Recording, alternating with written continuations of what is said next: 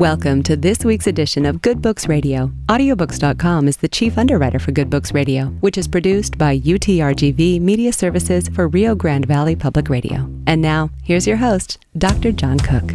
Welcome once again to another edition of Good Books Radio. I'm your host this week, Dr. John Cook. I'm the Chair of Communication at the University of Texas Rio Grande Valley.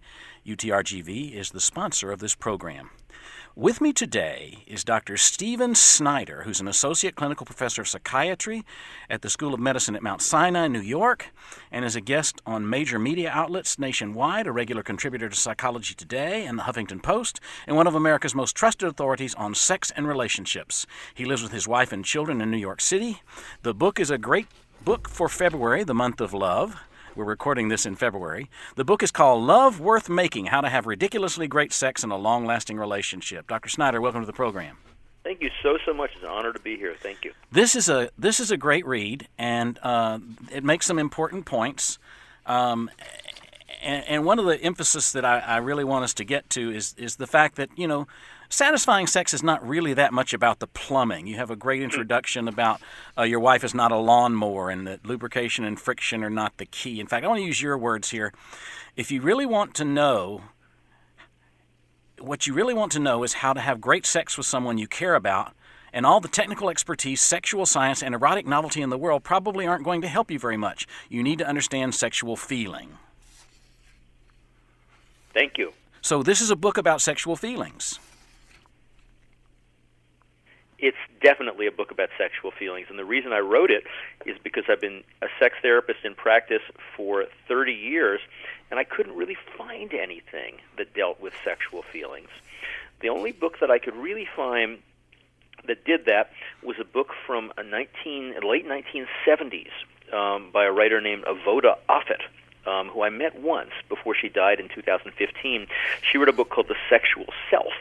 And one of the things that I really had fun with in the book is taking a lot from Avoda Offit's book and updating it and commenting on it and taking some of her ideas and kind of fleshing them out in light of what we've learned in the last 30 years. Mm-hmm. Yeah, it was interesting. The way you extracted her quotes fit really well and integrated well into the book. Let's talk about the sexual self, because that's the first thing I think we need to get in touch with. Absolutely. The sexual self is something you hear a lot about in books, getting in touch with your sexual self, talking to your sexual self, but nobody really talks about what the sexual self is. And the new idea that I put forth in the book, it's actually not exactly new because Sigmund Freud came up with it 100 years ago in his 3 essays on the theory of sexuality, and it's been floating around in the ether in the psychotherapy community for a long, long time, but it's the first time somebody's put it in a sex book, is that the sexual self is fundamentally infantile, that it doesn't really understand all the things that it's being told to do these days, like pleasure your partner or work on your relationship or anything like that. It fundamentally just wants to be enjoyed and to have fun. It's really has the mentality of a child from 0 to 2. It just wants everybody to say it's wonderful, put on a party hat, and everybody have ice cream and cake and say yay. Mm-hmm. I know That's where we all live. Yeah, I know that in pop psych we talk about the child ego state or the child within. Even when we grow to full stature adults, there still is a child inside us, and that's part of what the sexual self is comprised of. Yes, absolutely. You could be as mature and as humble and as evolved as you might get in your outer life, but when you get into bed, you still want to be treated like the most important person in the world, and that's really where it's at. Mm-hmm. And if you're getting all the pleasure that you can, and your partner looks fantastic, but you're still not being treated as a very special and important person by that person, and you don't really feel they're enjoying you, forget it. It's not going to work. Mm-hmm. And that's why, because in the sexual self is a self that yearns to be enjoyed. We know that children, if they don't get enjoyed, they don't thrive. If a parent just keeps them safe and well-nourished and gives them good values and good instruction, but the kid never really feels their parent really, really enjoys who they are, they suffer. Mm-hmm. It's the same thing in a love relationship. And let's talk about that love relationship when it comes to sexual arousal, because so much focus is on physical arousal, but there's psychological aspects to arousal. You mentioned attention, regression, and validation. Can we talk about what those are? I'm thrilled to be asked more about that. Attention, the way you know you're aroused is it grabs your attention. If it doesn't grab your attention, it's not arousing you. That's what arousal does. And what it does is it really shanghais our attention. It hijacks it from whatever else we were doing. So if we get aroused, all of a sudden we can't concentrate on anything else. So that's a really, really important indicator. We lose IQ points. Yes, I like that. And you wouldn't pass the IQ test when you're aroused. You wouldn't. Again, good sex makes you pretty dumb, and great sex makes you really stupid. Okay. And that's good. It tend to makes you not so conscious of time. That's why sometimes teenagers, I had a lot of fun with this with my kids when they were just getting to their teenage years, and they would come in late, really, really late, being out with their friends, and I thought, somebody finally got aroused. People who are aroused tend to show up late for things. And the next thing is regression. We become rather selfish in that moment, and we may feel very connected to our partner, but we don't really care to hear what happened in their day. Okay, this is very different than what I usually hear. You may feel close to your partner, but it's a selfish kind of closeness. That's not often what we see in things about intimacy. Exactly. They usually all have to do with generosity, how to please your partner, how to give your partner a wonderful experience. And my experience as a sex therapist is that leads to a lot of boring sex. Okay. Yes, it can give people climaxes, and it's an efficient way to get a climax if you know how your partner exactly likes to be stroked. So there's certainly it's something to say for it. And it's a lot better than not knowing how your partner likes to be stroked. But if that's all you're doing, you're missing the point. Because nobody, I always tell patients, ask patients, what's more erotic, somebody who really is giving you everything you want, or somebody who's really enjoying you very passionately? And most people will say, oh yeah, the latter, obviously. So regression is a key part of sexual arousal. If it doesn't regress you to like an infantile level, then there's something worrisome there. And the final thing is validation, which in some ways is the most important. People, when they're in an erotic moment with somebody they feel connected to, very often they describe, this is really the heart of me. This is where I really live. Everything else is just a packaging. This is inside. If you really take me apart and get to the core of me, this is where I belong. So my theory is that the reason for that feeling is that's where we all start. We all start as infants being enjoyed and being treated like the most important person in the universe by everyone around us. Everyone's happy to see us. And so it's that feeling of validation. By the way, this is why people with alternative sexualities very often feel frustrated in the mainstream. The classic example 40 years ago was when people who were same-sex attracted would be in the closet, and they'd be trying to make it at heterosexual marriage. And I frequently would hear from them, everything works. I mean, the genitals fit together and everything, and it, erections and wetness and hardness and climaxes happen, but it doesn't validate me. It doesn't take me anywhere special. It doesn't make me have that feeling of, that's it. That's what I want. One of the first, and I'm assuming you changed the names to protect the innocent in your book, but you actually more than that. There are ethical guidelines now. It requires more than changing names.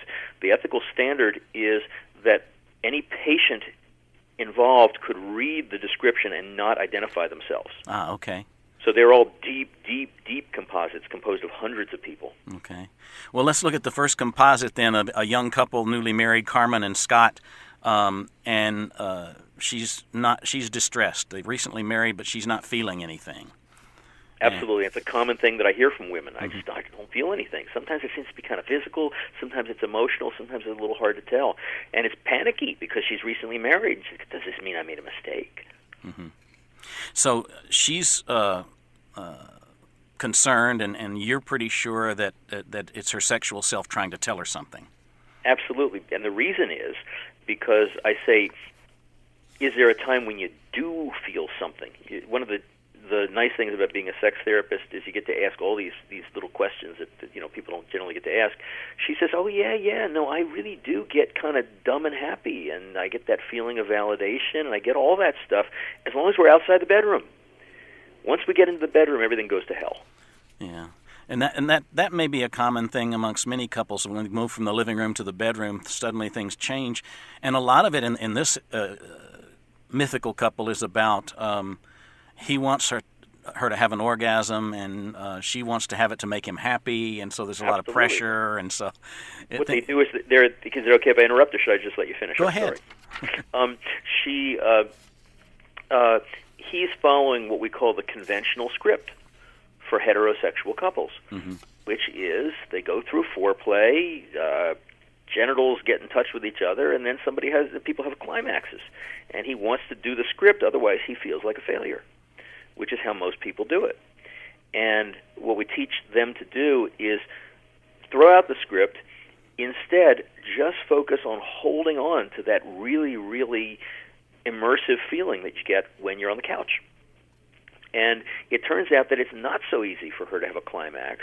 And the best way for her to have a climax, as it is for a lot of women with couple sex, is to use their own hand. And once she gives herself permission to use her own hand, then she can have it, and he's happy, and she's happy, and they can just do their own thing. This is another thing in here that's a switch from what you hear so often, and that is, don't get responsible for the other person's pleasure. Get responsible for your own. Oh, without question. I think if you asked any sex therapist, they would tell you that. We all learn that pretty quickly. Because here's the thing, and it's a fascinating story. You know Masters and Johnson? When they began to study couples, they became famous, and so couples would come to St. Louis, where they were at the University of Washington, and spend 2 weeks with Masters and Johnson. And so then they were in the position of having to figure out what to do with these couples. And so they developed a technique which Virginia Johnson remembered from childhood, where her mother would just touch her face to calm her down. And they began with this technique saying, just do this experience with your partner just to kind of give them pleasure. And what they rapidly realized was that the instruction to give your partner pleasure was a demand, and people don't respond sexually when they feel like they're faced with demands. That's another reason it's important to know that the sexual self is infantile. If you give a 2-year-old a demand, it just doesn't do it. The sexual self is the same way. And then the fascinating thing was that the recipient of touch, it was also a demand on them to respond and to enjoy it. So in the later years, Master Johnson said, just touch for your own interest. You can have any kind of experience you want, and they can have any other kind of experience they want. We can separate the two of you, and nobody has to be under pressure to do anything. And that's when the technique really, really matured. So it's not about pleasuring your partner. I say that over and over again. There's a concern some people have when it's not working from time to time. You mentioned in the Joy of Sex section about people who feel their partners just don't enjoy them anymore. There's an example of a guy who has an email correspondence with a woman in the office, and her pleasure in writing him touched his sexual soul, and he had enough sense to know that wasn't, that he needed to find his way back to his mate, but often they don't. I mean, the part of what you're saying here is that maybe monogamy is not that realistic an approach to the society. Well, it's a really good question. That takes us into a whole other realm, but I'm happy to talk about that. Would that you think be something your listeners would be interested in? Absolutely. Okay, so let's go there. I take a different approach to that. As you probably know, there are extremes in sex writing, just like there are extremes in politics. And there's a vast empty space in the middle. On the one hand, you've got your progressives who tend to be a little, non-conforming to the traditional script. They may be non-monogamous. They may be polyamorous, often alternative sexualities, sometimes transgender. They celebrate diversity. And they're into making sure that nobody gets shamed for who they are. And given the history of our doing that as a society, they have a lot of good points. Unfortunately, it doesn't reach a lot of regular, ordinary people in America who think that's just fine. But what do I do if I really want to be erotically happy? And just looking at getting into your kinks or finding a new partner or spicing it up and all that stuff doesn't really reach them. At the other extreme, you've got the people on the far right, and there are many, mostly Christian sex books, and I've read lots of them. And they, too, have a lot of important things to say. They talk about the importance of family and the importance of monogamy and the importance of what they call purity and the importance of abstinence before marriage. And that all works for a lot of people, within a certain culture. And but that, too, sometimes misses the point of, but how do we really do this? So this book is aimed at an audience which I think exists out there, which is in the middle, which says, we don't judge anybody. People can do whatever they want. However, we are a little bit traditionally inclined. I think most people want to do monogamy. Mm-hmm. And all this discussion these days about alternatives to monogamy, I don't think they really address most people's needs, because I think most people want to be monogamous. And personally, I'm a rather traditional person. I'm a traditionally religious person, and that's one of my places that I'm coming from in writing this book, is that they're both about relationships. It's your relationship with God, it's your relationship with your partner, and they both require the same kind of tending. And both relationships can't really be controlled. You can't control your feelings, and you can't feel inspired all the time, but it's important not to freak out or panic when you don't feel inspiration, and instead you just want to kind of settle down and open yourself up to it. Mm-hmm. So my book, although I do talk about alternatives to monogamy, it really does emphasize what is going to work for most people, mm-hmm. which is to just stay with one person. My clinical experience is that although there are some people who can be happily polyamorous, most people don't seem to be able to handle it. Yeah. And that notion or that belief system ties into some of the issues you mention in the book too. For example, there's a lady, you name her Jill, that comes to you and she feels guilty because she has these fantasies during sex, imagining some wicked man has captured her and locked her up, and she imagines this and climaxes and she feels that she's doing something wrong. Exactly. And so she wants to get rid of this. She says, how do I get rid of this fantasy? And there's a famous, he's now deceased, his name is Jack Moran, a famous sex therapist. He wrote a book called The Erotic Mind in the late 1990s. And he says, never go to war against your sexual self. You will always lose. I've never seen any exception to this rule. And but she really, really wants to get rid of this fantasy. How do I uproot it, get it out of there? And I'm in a dilemma, which as a writer is a good thing, because dilemmas make for good writing. And so it's she and I as we dance around this dilemma, which is a very familiar one I encounter in the office. And in order to get out of the dilemma, I have to show her some of the benefits that this fantasy provides for her. And we have to get into her childhood a little bit, which sounds a little traditional psychotherapy, but sometimes it's necessary. And it turns out this person, the spoiler alert, that this person really was abandoned, mm-hmm. and that memory of abandonment unconsciously is always with her, and the image of being captured by somebody and she can't see him both reveals and disguises this memory. It reveals it because she can't see the person. They really have abandoned her.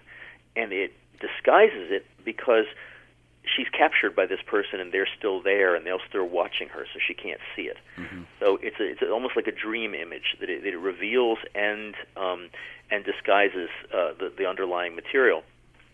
This turns out not to help her very much. And what we get onto in the next chapter, though, is what we sex therapists do for the most part, is we get into the nitty-gritty of what really does enable people to have happier experiences in bed. And it turns out that she's using this fantasy in order to compensate when she loses arousal. Mm-hmm. And as happens to a lot of women, she's cruising along, happily having sex with her husband, and all of a sudden, nothing. Mm-hmm. It's gone. She lost the string. And she gets so frustrated and feels so terrible about herself. Why did this happen to me? Is there something wrong with me? And that's when she goes into the fantasy in order to get a climax. And I tell her, it's not a very gentle way to treat yourself, given that the sexual self is infantile. You want to be a little more gentle with yourself. And that's a hard pill for her to swallow, but when she tries it, she says, okay, let me just take a deep breath and not get freaked out when that happened. It becomes a lot easier for her to get the moment back. And at that point, now she has what you really want for patients, because mental health equals flexibility. And now she has the flexibility. She can use that fantasy if she wants to. It's still exciting, but she's not required to use it. She can do anything she wants. And that's when patients really feel, okay, now I got what I needed. Something that supports that is your description of the F word, and by that I mean foreplay. I was wondering where you were going with that. I thought, well, this is quite a show. We have a discussion of fingering and oral sex and how it's not for everybody and that sort of thing. And I think it's important to know that not everybody's the same about this stuff. It's very interesting. There's such a double standard, because if you were to tell a group of women that they were required to give a man oral sex during lovemaking, there would be outrage. This is a terrible thing. And yet we do this to guys. We say, you are required to do cunnilingus. It's important to women. You need to do it. And the truth is that there is just like women and oral sex. Some women love to have their partner's penis in their mouth, and some women really, really don't like it. And it's the same thing with guys. Some guys are wild about the vulva. They like its scent. They like its texture. They like everything about it. And other guys, it's just not their thing. You know, they could swim in that water, but they don't want to drink it. And so it's important for those guys to be able to tell your feelings are not illegitimate. You have your own tastes. Mm-hmm. Let's talk about some of the mental barriers. You mentioned automatic negative thoughts, or ants, and also the introject, and those are interesting constructs to look at, I think. Well, one of the fun things about writing the book was the chance to take some rather complex and kind of academic psychological topics and see if I could make them a little more user-friendly. The idea of ants, or automatic negative thoughts, ANTS, is borrowed from what's called cognitive therapy in psychology, which is examining your negative thoughts, questioning them, and sometimes actually coming up with newer versions of them, which are a more accurate reflection of reality. And so what I say is that, ants, or automatic negative thoughts, can spoil a sexual experience just like real ants can spoil a picnic. And I see this all the time. People are in bed and they suddenly get seized with a thought like, this isn't going to work, or he's not really into this, or we just don't really have a good connection. And those thoughts, to state the obvious, are just not erotic. So I thought it was important to put ants in there, because they're just like, they're everywhere. Ants are everywhere when it comes to sex. Mm-hmm. And when it comes to introjects, that's a really, really complicated thing, because it has to do with what in psychoanalysis we call internal object relations, the internal representations in your head of all the people who've been emotionally important to you in your life, particularly in your childhood. And we internalize people from childhood. We either identify with them, or we keep them in our little stage, the theater of the mind inside us, and they talk to us. Mm-hmm. They tell us things like, the good ones say, you're doing a good job, you're going to be okay. And the bad ones say, I knew you couldn't do this, and you always mess things up. And so you get into bed, and you've got a whole cast of characters inside both people's heads, which are, it's like the old cartoons of the angel on one shoulder and the devil on the other shoulder. You've got angels and devils and good characters and bad characters all shouting things at both people, and it's a wonder anything gets done. Mm-hmm. Let's talk about a couple of things that you have recommended to clients. And I said to you before we started the interview that I was pleased to know that in my relationship of 13 years, we intuitively have picked up on some of these things to practice. One of them is simmering. Let's talk about simmering. It's great. I'm glad that you guys simmer, because simmer is really the key. Mm-hmm. Simmering is what high school students do. It's what teenagers naturally do. And teenagers understand that it feels good to feel excited, and they celebrate it. So a couple in high school, boyfriend and girlfriend, they have 3 minutes between classes.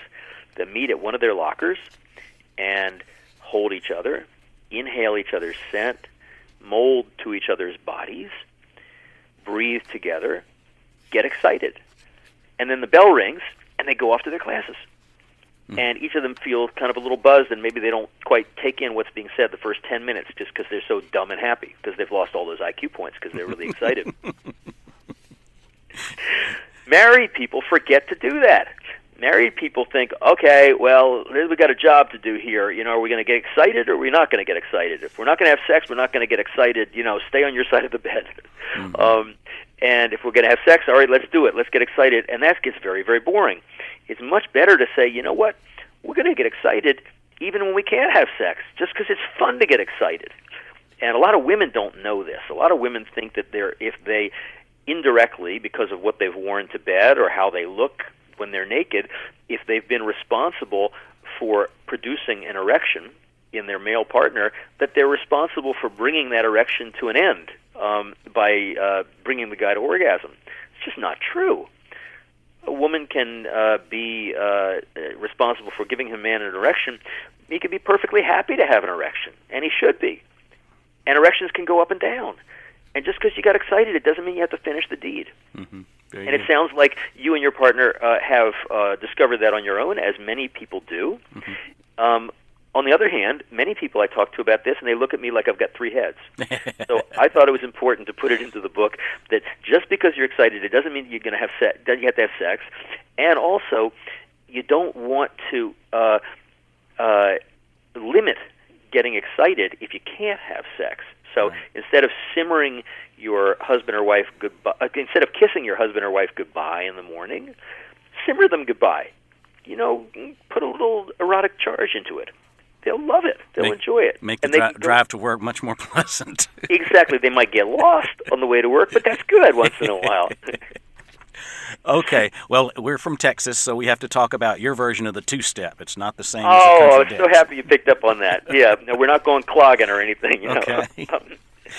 The two-step is a technique that I developed in collaboration with lots of couples in my office as an alternative to what's usually called in the sex therapy world the sex date. And most people have heard of sex dates. That's where you say, we don't have sex enough, so we're just going to commit to once a week, put it on the calendar, and we'll show up in bed and we'll have sex, right? Every sex therapist in the world talks about scheduling sex dates, and it's important that they talk about that. The unfortunate part is that they don't work, because you show up in bed and you're ready, you figure, I'm going to have sex, that's the agenda, and it feels like work, and your inner 2-year-old says, well, the hell with that. I'm going on strike. I don't feel like it. So you never want to do that. Instead, what I suggest is you don't make a date to have sex, you make a date to two-step. Step 2 is having sex, or doing whatever erotically you're going to do. Step 1 is a mindfulness practice. It's you go to bed, take off as much of your clothes as you feel comfortable with, and just hang out together doing absolutely nothing. You have no agenda in the world. And the inner 2-year-old loves that because it's free of all obligations. He could talk about whatever's on his mind. Don't want to get any deep conversations or anything that's going to involve much intellect, but you just chat a little bit. You breathe, as in any other mindfulness practice. You kind of direct your attention down to your feet. How are the toes doing? That's nice. Where are the points of contact between your body and the mattress? That's nice. And inhale the scent of the room. And if you're fortunate enough not to live in Manhattan and you can actually see the sky out the window, enjoy the color of the sky. And then you turn your attention to your partner. And by then, you're in a state of mind where you're much more receptive to the experience. Because sexual inspiration is like religious inspiration. You get yourself to wherever you're going, but then it's fundamentally passive. You just wait for inspiration to reach you, and you have no idea exactly where it's going to come from. Mm-hmm. Tremendous. There's so much more we have to talk about, but unfortunately we're out of time. I want to note that you have a great appendix with how to untie people who are in sexual knots, and it's well described. And there's some great material in there that has been helpful to me to read. Topics that we haven't discussed, like when a man starts to feel his wife is a sure thing, he stops chasing her, and what happens in long-lasting relationships. This is a rich book full of a lot of help for couples. We've been talking with Dr. Stephen Snyder. The book is Love Worth Making. I'm your host, Dr. John Cook. I thank you for listening. I remind you, if you don't catch our regularly scheduled broadcast on your NPR affiliate, you can also find us at YouTube, Good Books Radio, Strong and Cook. Make it a great day.